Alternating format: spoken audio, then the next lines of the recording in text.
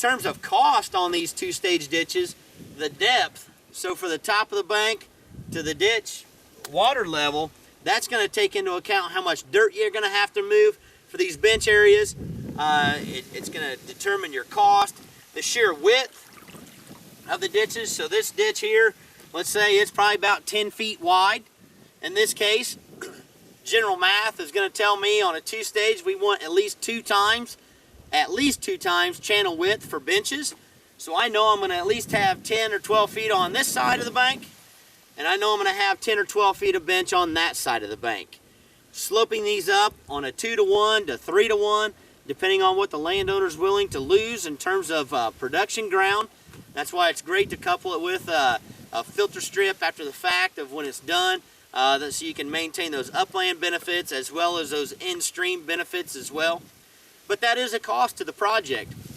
You're removing the dirt from this, landowners losing some ground out of production.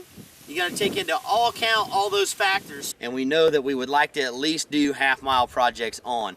Now the next kind of raising the bar as we get more and more of these in the state, we would like to see, is it very beneficial if we take and do, if we have a ditch system that's 10 miles long, are we best to do a half-mile here, a half-mile there, and a half-mile upstream, or are we best to do a continuous, 2-mile stretch of two-stage ditch?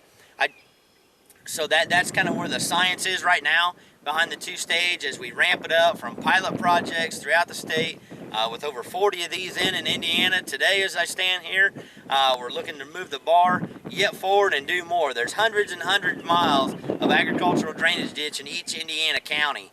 And if we can utilize the two-stage ditch where applicable in areas that have conducive soil types and in areas that are going to get us great benefit to the receiving waters downstream, the closer we can have these in the headwater areas, the better off. We're going to do that initial treatment of that water that's coming down through.